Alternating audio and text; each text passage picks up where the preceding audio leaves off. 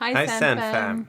This video will be mainly a vlog from about 2 weeks ago when we got to know that I apparently have a quite serious heart condition that I didn't know about before, and it came like a complete surprise to me.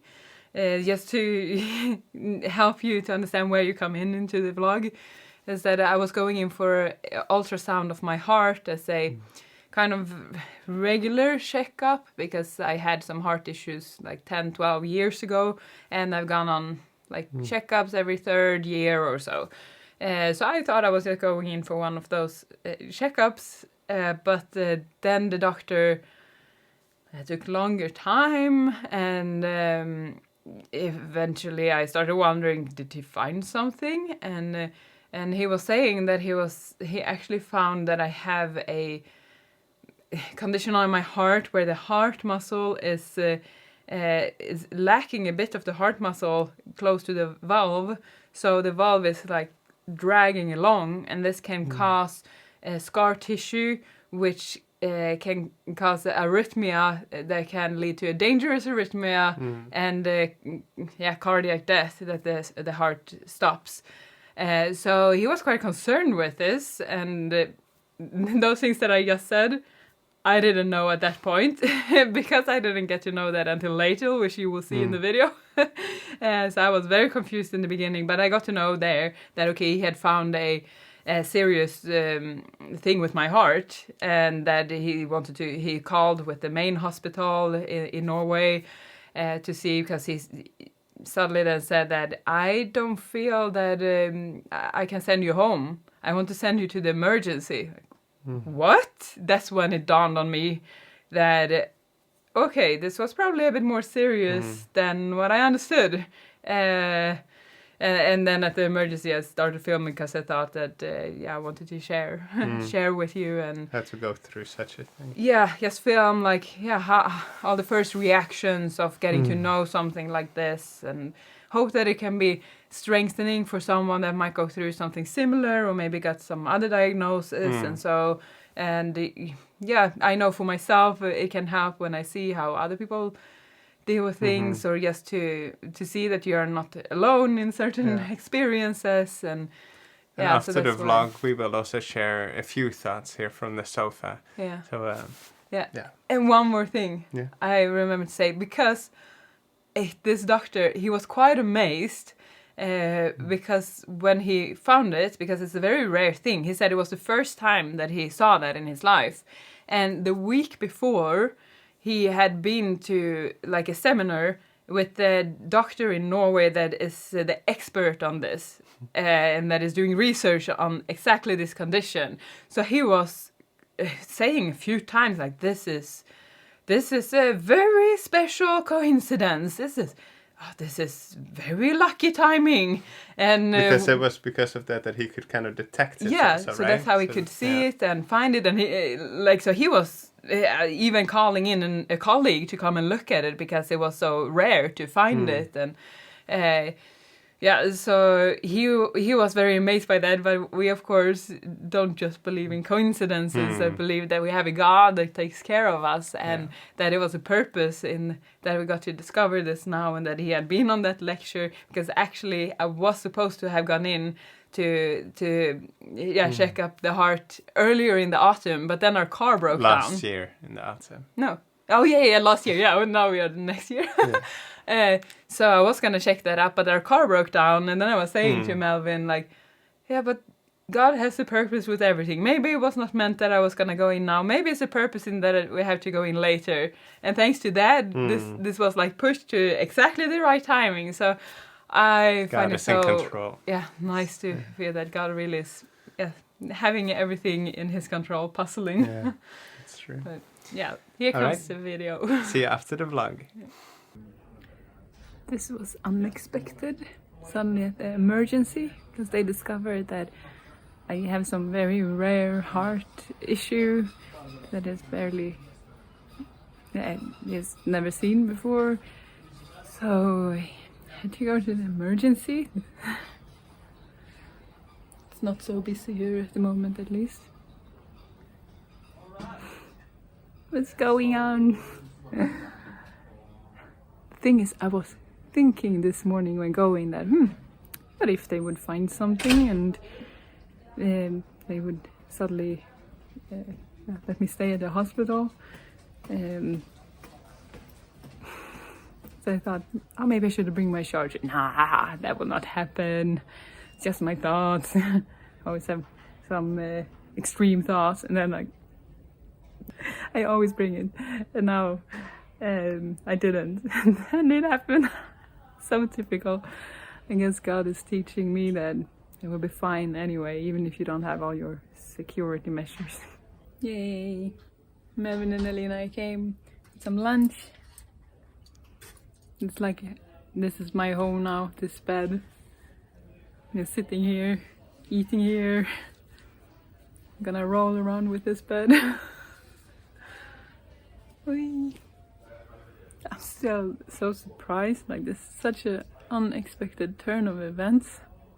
I'm not even really fully sure yet what is going on and exactly what it is and what it means. This heart issue that I have, I haven't got it explained yet, but they thought it was serious enough to keep me here at the hospital, and yeah, now I'm waiting here at the emergency to get to know where to go further. But my life is in God's hands, so yeah, it's just to go along. Okay, so now I got a room here. It's quite luxurious. You get your own room. Wow. So here's my room. And now we'll see, what am I gonna do here for some days? I have no idea. I really don't know. I feel so surprised and just have no idea what is happening. I just took an x-ray, and they're talking about maybe sending me to the main hospital in Oslo, where they have the specialists. I just have no idea what's going on actually, and I can't even search for what it is I have because I haven't got the name yet of it. So I don't know, just going with the flow. It's now 6:15 in the evening, and I'm still eating my lunch here because it's been so much going on that I've been like, I can't eat. I can't focus on eating. So yeah, it's a bit different experience than what I expected this morning. Yeah, we'll see what's gonna happen with this, but I know I'm in God's hand, so whatever happens will be fine. My eternal life is in God's hands. That's the most important thing. But I would love for this to not become something serious. My friend came over with Jimmy and some nice fruits and a cake. I feel well taken care of. Miss Melvin came with food, and now I got even more. Oh, I'm tired though, very tired, and I have a headache. But I really feel that I'm in God's hands, so that's precious. I have lovely people around me, and I'm very blessed. Time for breakfast. I've been sleeping so bad tonight. I have this with all the wires and hard things that I've been like, ow, ow.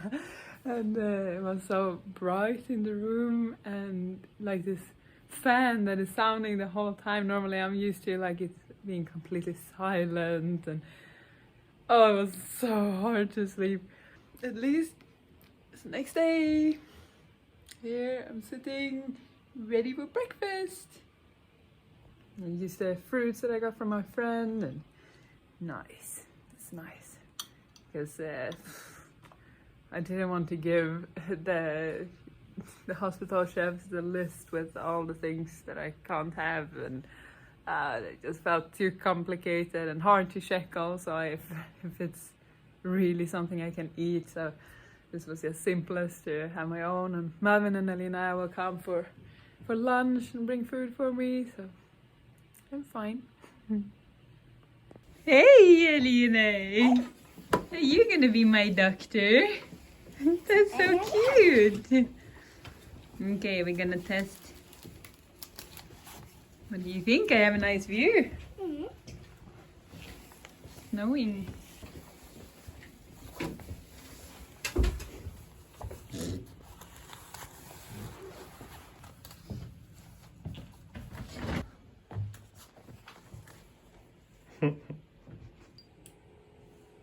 It's gonna get very tight.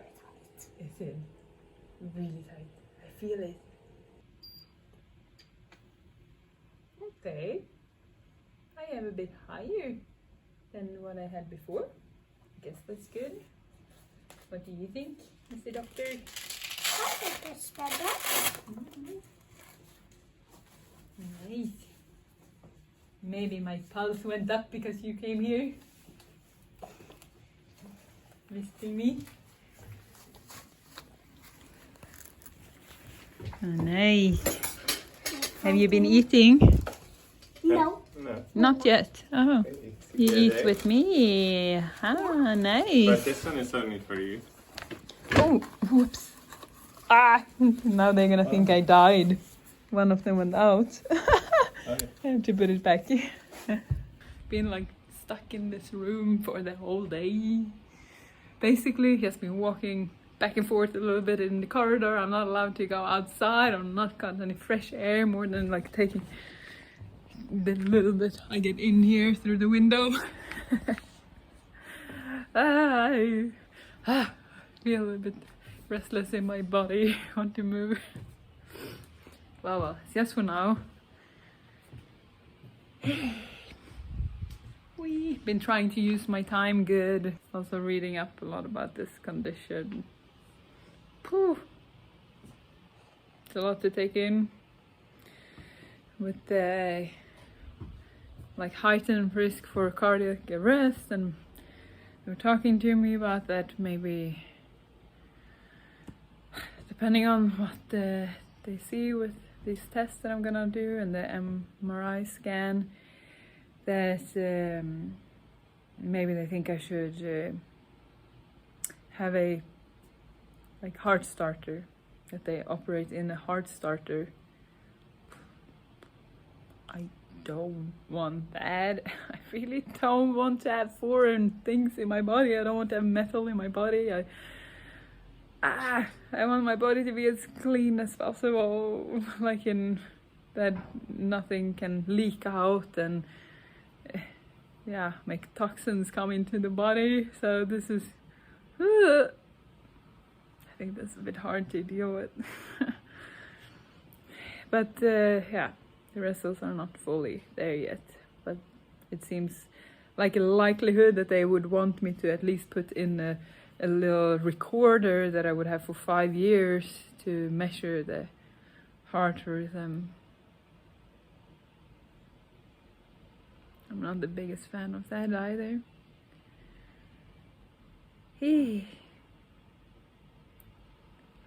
To be honest, I kind of feel like, well, I'm in God's hands anyway, and God can keep me alive. He can keep my heart beating and functioning for as long as He thinks is good, and I'm not afraid to die. I like the effects is in God's hands, so yeah, I don't know how much should I try to prevent that, or like, yeah, in case I would have a cardiac arrest, that like, I'm not afraid to die for my own sake, because I know it's not the end.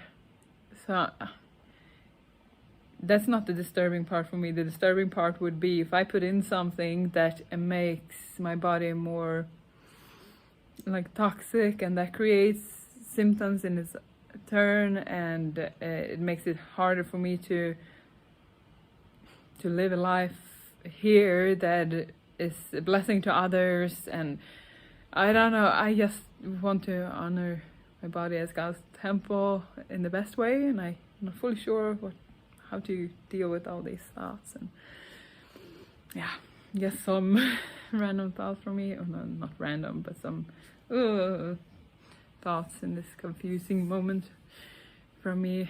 And the thing is, I'm not thinking so much for my sake. If it was for my sake, I think I would just not have these things and just trust God in His timing, and that He either keeps me alive for longer. I mean, it's a percentage of higher risk for cardiac arrest. It doesn't say you will have that, so I would probably just put it in God's hands. But I'm more thinking for my son's sake, and so I wouldn't want him to have his mom die.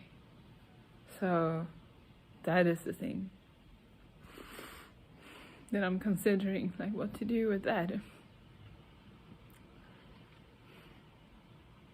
And the responsibility I feel for, like, I want to be there for him. I mean, it's still in God's hands, so maybe I should just reason the same. So now I've done the working ECG and got to take a shower after, and got a little bit of a pause from those. They are so itchy. I've got like wounds, reactions to them. So nice to just get a little bit of a pause, because I need to have this machine on for the whole time. The working ECG went well. They said I I managed 170% compared to people in my age and gender and weight, and so that was good. They didn't really see so much on the heart provocation. They saw some arrhythmia, but not that bad, so they said that was calming. But it was also because it was like built up, and I notice it more when I'm going from resting to like full rush. So this afternoon we're gonna run in the stairs. The doctor is gonna run with me. So see how that goes. Hey, Eline! Are you gonna be my doctor? That's so cute! Okay, we're gonna test. Yay! Now I can go home. I managed to running in the stairs good, and the biking was also looking good, and we have got to ask a lot of questions. The doctor was very patient and answered good. And now we get to go home, so I can be part of the amazing activity day, go to church tomorrow. I'm very happy for that. Yay! It was actually, Emmy and I had just prayed for it at lunchtime, that it would not be, the MRI would not be available on Monday, so that Katja would need to stay, but that it would be later. And then 10 minutes later, the doctor walks in, and with the prayer answer. Yay! So that's very nice. They have been taking good care of me here, been very kind, everyone. So I'm thankful for that. Hello. Hello. You think it's fun to go up and down the bed? Here is my remote. Very. And in 1 second, I'll be done. Whee! Bye. Glad you enjoy it. Alright, let's go. Okay, let's go. Oh no, no more.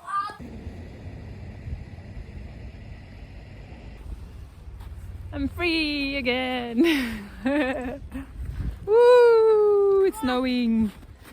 Yeah? I'm walking right to the Oh, it's so high snow.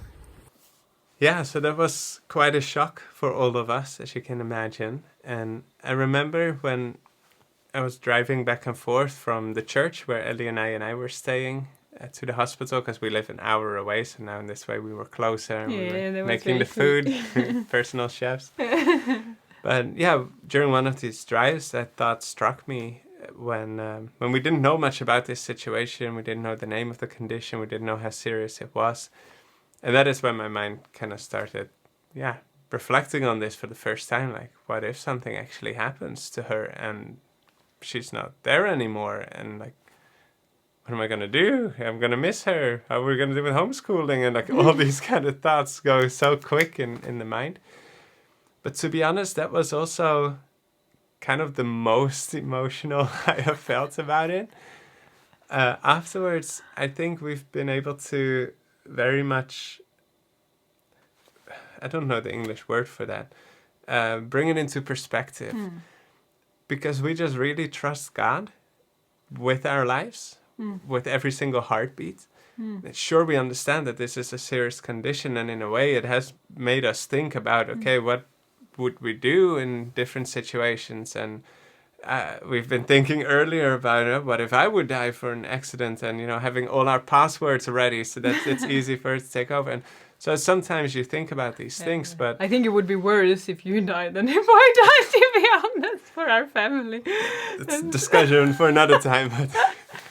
But yeah, we just maybe think a bit more practical in that. And sure, we have emotions about it, but our trust in God is just...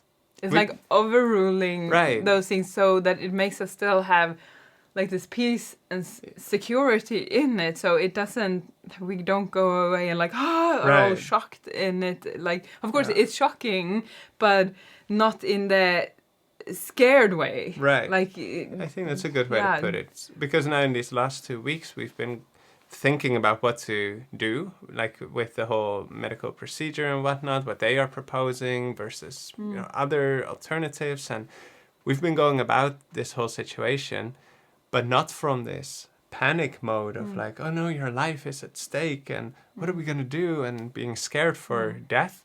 Because like you say, you're not scared of death. I'm not scared of death, because we know sometimes, you long for just being with Jesus. Yeah, and you don't long for dying. But, no, not the process. But for the part after. Since death is just a sleep, like it's nothing to be scared of. And we have an amazing hope for the future, that it's the only thing that I'm thinking about more is like, oh, if I would die, then, I would feel sorry for you too. And it would make your lives harder. But, death itself, we're not afraid for that.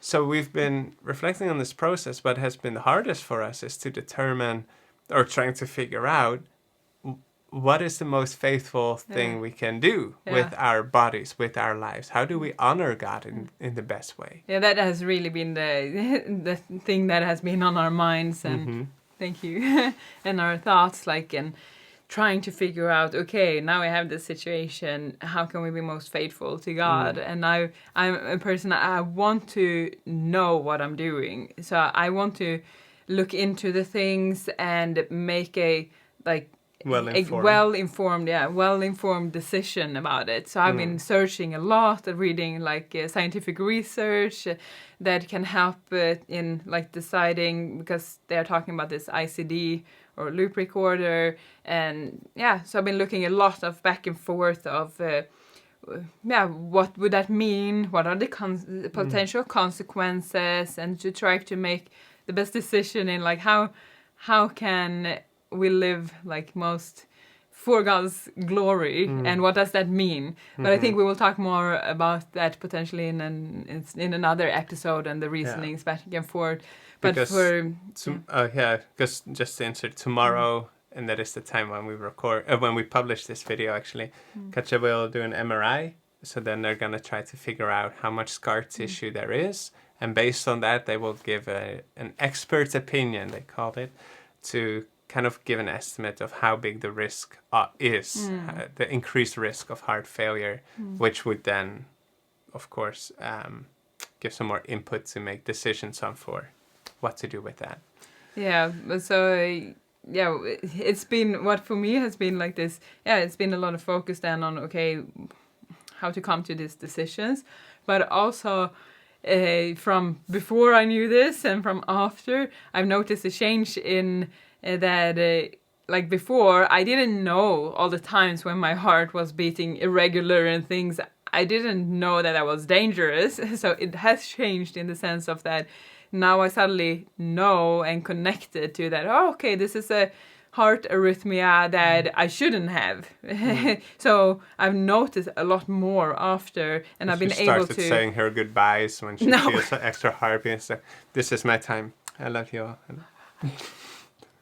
Yeah, right. No, I haven't done that, but I've been noticing like when it happens more, and in what situations I'm trying to like analyze and seeing, okay, is there anything that is triggering it, and a bit from a scientific viewpoint, and then see, oh, does it help if I lay down? Does it go away? And trying to analyze it a bit, and also, yeah, I've been like very much challenged and growing in my faith through this whole period, because it's been so tangible, is that the right word? Or so like hands-on, in that my life really is in God's hands, and that when I then feel this arrhythmia and know that that's what they say can actually lead to the dangerous heartbeat that eventually it stops, and that at any moment when I have that arrhythmia, it could jump over to that, and knowing that is like, okay, you get a bit more aware. So it has made me think a lot more of that, okay, surrender to God. So I've got many opportunities to really give my life into God's hand, and I appreciate it. It's been a good journey for me to get this opportunity to really give it all over to God, and it has actually helped me in other areas too, because when I suddenly face this like life and death kind of question, and deciding in my mind and deciding in my heart to fully trust God in that, and the timing of that, and when it could happen and not, and so on, to just like give that control up, so to say, then it has helped me that when I have smaller things that I worry about, then suddenly I've been realizing that, wait a minute, I'm surrendering and have like put this in God's hands with my life and the potential I can die from this. Why would I worry for this smaller thing? It doesn't make any sense when I trust God, that is the King of the universe, to take care of my life, like your heartbeat. My heartbeat, yeah. And then I get worried for this small thing. I don't have to be worried for this small thing. So I'm actually thankful that it is helping me to grow in more areas of my life and surrender more areas. So it has come something good out from it, I feel. It's like a new heart. Like I said to some of my friends when getting to know this, I really appreciate this. So many of my friends have been supportive, and so many praying for me, and that just really means a lot to me that so many people are praying for me. I get so happy from that and touched from that. But yeah, what I've said to some of my friends is that like what I wish for most, what I pray for most with this is that I want God to heal my sinful heart even more than I want Him to heal my like broken heart. Like the brokenness from the sinfulness, that's for me the most important. And then I also would love for Him to heal the physically broken heart too. But that is like, He knows what is best. So That's right. Yeah, tomorrow we will have the MRI. Yes. And for me, actually, that has been something to surrender to God, because I do not like going into this small little machine. I don't like it. I have a tendency to a little bit of the claustrophobic feeling, and it can be taking, from what I understood, 1 hour to like 1.5 hours. So to lay there, but I've been just like, okay, God, I need your help for that. I will take the time to pray. I get a long time to lay and pray. So today when I was out, I was like, thank you, God, that I will have a long time to pray tomorrow. But yeah, and especially with the contrast, I don't like chemicals in my body. So that has been a big thing for me to like surrender that. And to know, like, should I do it or not because of that? And it's been many thoughts that we can go into maybe in a later time. But so to surrender that and to see, like, okay, God will also help me to overcome those worries. Yeah, that is where I'm at now. So yeah, we'll see afterwards how that whole experience Yes. has gone. We'll make an update video when we have new information to update you with. Yeah, then we'll see you next time on the Sandelin Sofa.